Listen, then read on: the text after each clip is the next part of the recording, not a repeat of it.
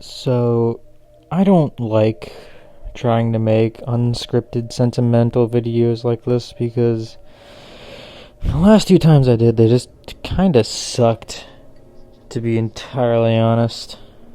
But the month is ending soon, or already has by the time I released this, depending on how lazy I was, and I just really wanted to say it. Back in May, early May, like the 6th, 7th, and 8th, I was out of town for Miku Expo 2026. Me and my mom went to New Jersey, and it was the most magical experience, is the best way I could describe it, that I've ever had at a concert. And I know I've been to several other concerts with my parents and my family. Like last year in March, I went to a Good Kid concert. That was amazing. I had an absolutely lovely time, and I would absolutely do it again. Back in 23, I believe, 23 or 24, I went to Nashville, Tennessee, my home state, to see Fall Out Boy with Hot Mulligan, another band that I really like. That was fucking awesome. And I believe it was 2022, I went and saw Fall Out Boy for the first time. That was my very first concert, and it was absolutely sick as hell. And I would do all of those again, but Miku Expo was just different. And it was because I could be my true self. I didn't have to hide it. Growing up, we didn't quite know what was wrong with me until the 6th grade. For context, I am considered to be what is on the spectrum. Obviously, I'm not nonverbal or anything serious like that, but I have ASP, which basically puts me, right on the spectrum. And my mom always says she saw that, looking back, the signs were so evident, and she regrets it greatly that we didn't do something sooner. And looking back, yeah, I definitely see it. I had hyperfixations and would get obsessed with stuff only to a few months later completely forget about it. I think the longest phase that I had was FNAF, which lasted from maybe 2016, 2017 to June to summer of 2018. Or maybe Pokemon. I don't remember exactly, but what does all of this have to do with Miku? Basically, because we didn't know what was wrong with me, growing up, I felt like I didn't belong to any certain groups of friends, or, I never really had anybody to talk to. Because my fixations were the only thing that I talked about, nobody would really listen. When I would get hyperfixated on something, it would be the only form of media that I consume for a long time until that fixation ended. And, well, that was mainly only true when I was younger, and it's gotten better now as I've grown out of it. I would say my current hyperfixation is Limbus Company. I've been playing that game a lot, but I also talk about other stuff like Sonic and, Forsaken, other ASIMs, Die of Death, and Hatsune Miku. Growing up, I would always, push the people that I considered friends away because I would be really fucking annoying talking about my interests. And growing up, not knowing why that was a thing, I only recently came to this revelation 1 to 2 years ago. I would just, as I grew up, my brain and body would adapt, and I would just go with the flow, basically. Whatever people said, I would say back. Whatever people I considered to be friends, thoughts were, I would copy, mimic that to a T. Also that I just wouldn't be alone. And it made me, as a younger person, say some not so very good things. Things that I said and thought back then, I deeply regret now that I've matured. I still do not wish to be alone, but I'm done trying to formicate and mold myself into whatever people want without their input at all, just so I won't be alone. I'd rather be alone than be a terrible person. But we cut off the main problem, and now I have a group, or not really group, I have 2, 3 maybe amazing friends that I would consider my best friends, and that just, I guess, want me to be myself. But the problem is that one of them lives in another town that is extremely far away, and I'm 18. I could drive, but I don't have my license. I'm 18 and I can't even drive. I'm going to be 19 next month. June 26th, I will be 19 and unable to drive, which is a crazy thought, but trying to get back on track here. One of them lives in another state for college, and one of them recently got deployed due to being in the Navy. So I have no one to talk to. I didn't have anyone to talk to. And even when I was able to talk to them frequently, they didn't like the same things that I did. One of them was a pretty big Nirvana fan, and here I am over here listening to some blue-haired Japanese girl from Japan. Another one was really into skateboarding, and here I am terrified to even touch the board. Obviously, I got over that now, and I love skating. It takes me back, so maybe that's not the best example. The one that I consider to be the closest with, who lives in another town now, liked punk music, and I didn't. Basically, I never really had anyone to talk to about my interests. And I got a little bit off track, and I'm going to keep it in because it's important to the lore, I guess. But basically, we're going back to when I said that I would put on a mask and just copy other people, what their beliefs were and all that.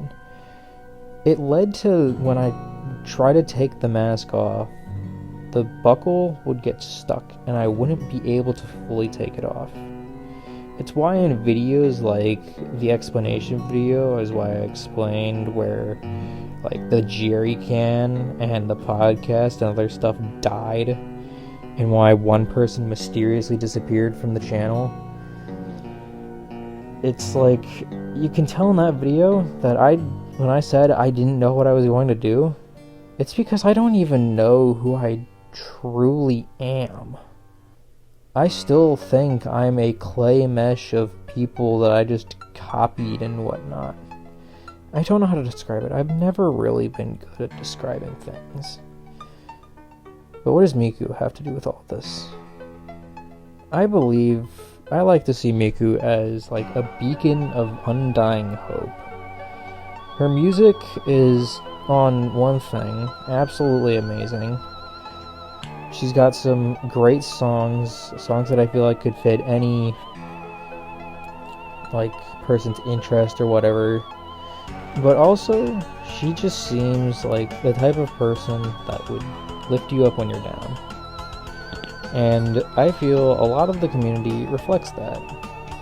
Miku Expo was the place where I could talk with other people. Obviously I don't know how to talk to people for the life of me. But I didn't feel ashamed at all to be there, to be just a huge dork like I am. Because other people were just like me. People who loved Miku and had their life changed by her influence. It felt surreal to know that other people like the things that I like, because I've always been surrounded by people who don't like the things that I like. And that's not to say that the people, that my friends are like, oh, they're terrible and we don't get along well because they don't like the things that I like. No, that we can get along through other things. It's not all about interest. I'm getting off track. I'm wording this terribly. I guess what I'm trying to say is that Miku, I felt like I could be my true self there. My true self that's been locked behind this porcelain doll of just something I'm not. I could be who I really was born to be. Like, don't get me wrong, Mom, if you're watching this, don't get me wrong. I still love Fall Out Boy, Good Kid, but I couldn't tell you, like, random facts that only an autistic person would know. Like, I don't know the entire extensive lore of Pete Wentz's left ball, or, you know, the lore of the Good Kid universe, and, like, the meaning behind some of their songs. Like, I know, like, I've listened to every Fall Out Boy album, not their EP, though, I haven't listened to that yet. And I know all the Good Kid songs by heart. I could do Good Kid entirely in a karaoke session, blindfolded, and you get, like, a perfect rank on that. But I couldn't, like, tell you random trivia like I could with Miku. There weren't people ashamed to like Miku like I was back when I was still in school. Obviously, I'm less ashamed now. I mean, I have it in my Instagram and Discord profiles. I don't really think, you know, it's clear. But still, there were people who were just as excited as I was to be there. And a lot of the people also understood a lot of the references and jokes within the Vocaloid community as well. Like, there were 2 instances where people held up their Miku plushies, and they were, like, you know, the special kind. They had pulled back the hair, and everyone just immediately started chanting bald. I didn't get a video of it, but it was really funny. And I chanted too, don't get me wrong. And, you know, it was before and after the concert. I don't know if it was probably the same person. But not to mention, the concert itself was also sick as hell. Sure, I was at a nosebleed seat and could barely see the screen, but I could tell Miku and the other Vocaloids were there. There was also a live band, for those of you who don't know how Miku Expo works, at least in America. They have a giant-ass OLED TV that has the characters, which are... dances are all done by real people, and they are motion captured, and it is very fluent. And it was just really cool, even though I could barely see what was going on. The way I really lost the plot of this video. Basically, what I've been trying to say this whole time is I didn't have to pretend to be someone I wasn't. I could be who I was, a Miku fan, without having to worry about people judging me, because they were also Miku fans. It helped me realize that I needed to stop being someone I wasn't for people who didn't really care about me. Because there were people out there just like me, that liked the same things that I like, that enjoyed the same kind of music that I do, had the same hobbies as me, and that I just needed to find them. I'm eternally grateful for my mom for being able to bring me there. I know she's never been a big Vocaloid fan. She's always been a Fall Out Boy fan. That's how I got into them. She's been a huge Fall Out Boy fan since I was born. But I'm eternally grateful for her bringing me there, because it helped me open my eyes to see that I can be myself. Not everyone will judge me. No, not everyone will push me away because I'm just a bit annoying talking about this thing that I really, really like. It taught me to be just myself, because if no one else will care about me, Miku will. Because Miku is whatever you want her to be. She's not technically a real person. Her voice is a real person. All the Vocaloids' voices are made and done by real people. But Miku herself isn't. She can be whatever you want her to be. There is no clear Vocaloid canon. I know a lot of new gens like to think that she's like 16 or whatever, but Vocaloid has no clear, concise canon. Every song is its own universe, unless like the producer, the person wielding the voice bank for the song, says like, hey, these songs are connected and in the same universe. But aside from like the games, there is no consistent canon for Vocaloid, meaning that Miku doesn't have an age, none of the Vocaloids have ages, they don't have sexualities, they're just them. Blank slates that you can put whatever you want on them. And this was done because Krypton wanted people to have full creative freedom for whatever they want, for people to do whatever they want with. So I know that if no one will listen to me, then I know Miku will, because that's how I view her. I view her as a beacon of hope, like Superman or Sonic the Hedgehog, how people see them. I view her as hope. Hope that I'm not alone. Even though it may seem like it, I may seem like I just cry into the dark with no friends, no family that likes the same things as me. I know that even in that dark, if nobody's there, then that's not true. Because Miku and the people who like Miku are there. Miku taught me to just be myself, and that one day, the people that will relate to me, like me, have the same interests as me, they'll find me eventually, like how I found her. I wanted to say thank you. I wanted to say thank you to Hatsune Miku and all the wonderful, normal, sane people that listen to her. Some of you are freaks. Like, real quick side tangent, some of you are fucking horrible and freaks. Don't even get me started on the Teto Miku LARPers, dog. God, that could be an own video on its own. But I wanted to just say thank you to Miku and the normal, sane, regular people like me who listen to her. Thank you for showing me that it's okay to be myself. Because one day, I'll have people like me, but they'll stay with me. It won't be a one-time thing where I just see them once and then never again. They'll be with me there till the day I die. Thank you for everything about that.